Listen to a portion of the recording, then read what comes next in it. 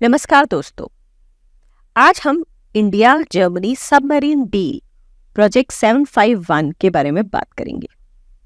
देखेंगे कि ये डील इंडियन डिफेंस स्टॉक को कैसे इम्पैक्ट करेगी, की कंपनीज को एनालाइज करेंगे जो इसमें डायरेक्टली या इनडायरेक्टली इन्वॉल्व हैं और देखेंगे कि किस तरह से उनकी स्टॉक मार्केट परफॉर्मेंस पर इसका असर हो सकता है।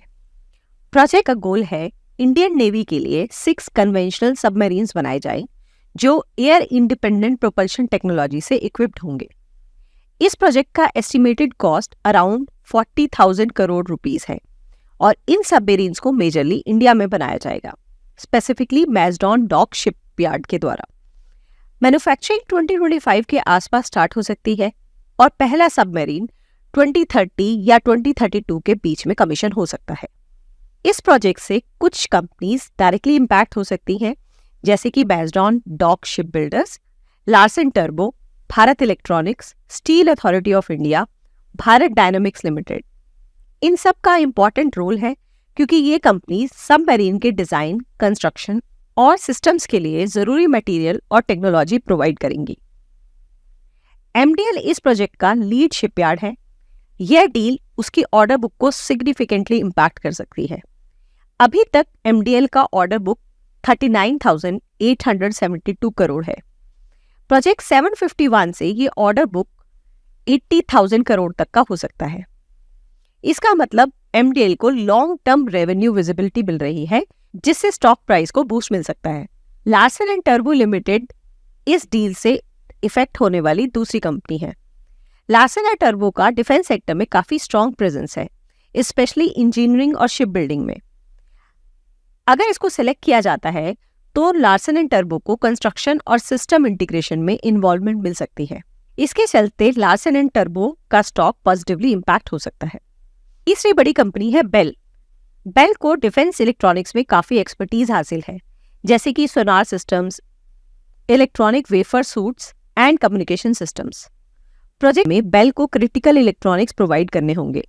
इससे बेल को रेवेन्यू ग्रोथ मिल सकती है और स्टॉक का परफॉर्मेंस इम्पैक्ट हो सकता है। Steel authority of India SAIL को भी स्पेशलाइज्ड स्टील और एलॉयज की सप्लाई करनी होगी। इस प्रोजेक्ट की वजह से हाई ग्रेड स्टील की डिमांड बढ़ेगी और सेल के लिए एक बहुत अच्छी ग्रोथ अपॉर्चुनिटी है। भारत डायनामिक्स लिमिटेड का स्टॉक भी इससे ऊपर जा सकता है। भारत डायनामिक्स लिमिटेड को torpedoes and underwater weaponry provide करनी होगी इस प्रोजेक्ट के लिए। उनके पास वरुण अस्त्र जैसे एडवांस टॉर्पिडोज हैं जो कि सबमरीन प्रोग्राम्स के लिए बहुत जरूरी होंगे। डिफेंस कॉन्ट्रैक्ट्स के बढ़ते हुए डिमांड के साथ बीडीएल की रेवेन्यू भी बढ़ सकती है, जो कि स्टॉक को पॉजिटिवली इम्पैक्ट करेगी। सबमरीन के प्रोडक्शन में अलॉयज की जरूरत पड़ेगी, जो कि मिधानी प्रोवाइड करेगा।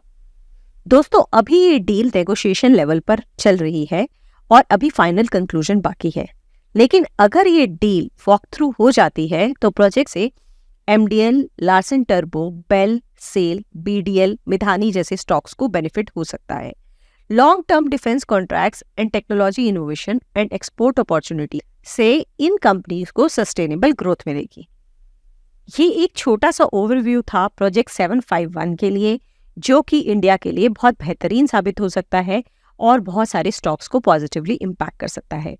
अभी ये प्रोजेक्ट नेगोशिएशन पर है, हम इस पर अपनी नजर बनाए रखेंगे, आपको इसके बारे में अपडेटेड इन्फॉर्मेशन देते रहने की कोशिश करेंगे। अगर आपके इससे रिलेटेड कोई भी क्वेश्चंस हैं या आप मेरी किसी बात से एग्री या डिसएग्री करते हैं तो प्लीज कमेंट में लिखकर बताइए। Thank you.